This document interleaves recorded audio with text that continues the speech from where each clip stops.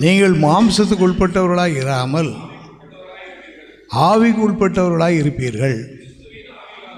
கிறிஸ்துவின் ஆவி இல்லாதவன் அவருடையவன் அல்ல. இந்த வசனத்தில் கிறிஸ்துவின் ஆவி, தேவனுடைய ஆவி உங்களில் வாசமாக இருக்கணும்னு சொல்லியிருக்கு. பெர்மனெண்ட்டாக இருக்கணும். அதுதான் நம்முடைய வாஞ்சையை. நம்ம அதான் விரும்பி வந்திருக்கிறோம். இந்த கிருபையை இன்னும் நம்ம எல்லாரும் அப்படி தனி ஜெபத்தின் மூலமாக, கூட்டு ஜெபத்தின் மூலமாக நம்ம ஜெபித்து பெற்றுக்கொள்ளும் போது ஆண்டவர் அந்த ஆவியான நிலை வாசமாக இருக்கக்கூடிய கிருபை நமக்கு தருவார். கிறிஸ்துவின் தேவனுடைய ஆவி உங்களில் வாசமாக இருந்தால் நம்ம யாராக இருக்க மாட்டோமா? மாம்சத்துக்குரியவர்களாக இருக்க மாட்டோம்.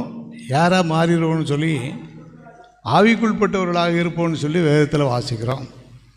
1 சாமுவேலின் புஸ்தகத்தில் 26வது அதிகாரம், 1 சாமுவேலின் புஸ்தகம் 26வது அதிகாரத்தில் 26வது அதிகாரத்திலையும் 24வது அதிகாரத்திலையும் தேவனுடைய ஆவியை பெற்ற தாவீதை குறித்து நாம் வாசிக்கிறோம். 1 சாமுவேல் 24வது அதிகாரம் 5வது 6வது வசனங்களை யாராவது வாசிப்போம்.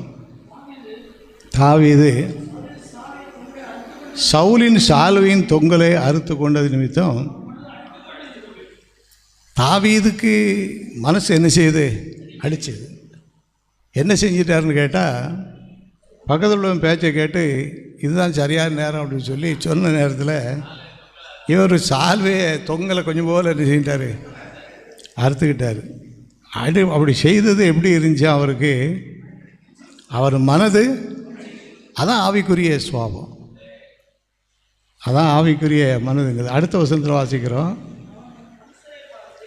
அந்த தாவீது தன் மனுஷரை பார்த்து அவர் ஒரு வார்த்தை சொல்கிறார். கர்த்தர் அபிஷேகம் பண்ணின, யாரை பற்றி சொல்கிறாரு? சவுல் ராஜா சொல்கிறார்.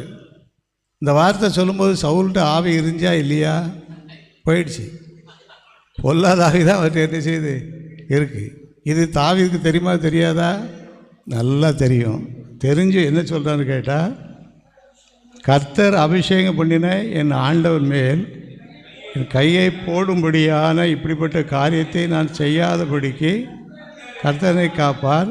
அவர் கர்த்தரால், அல்லேலூயா, அவர் கர்த்தரால் அபிஷேகமெல்லாம் போயிடுச்சு.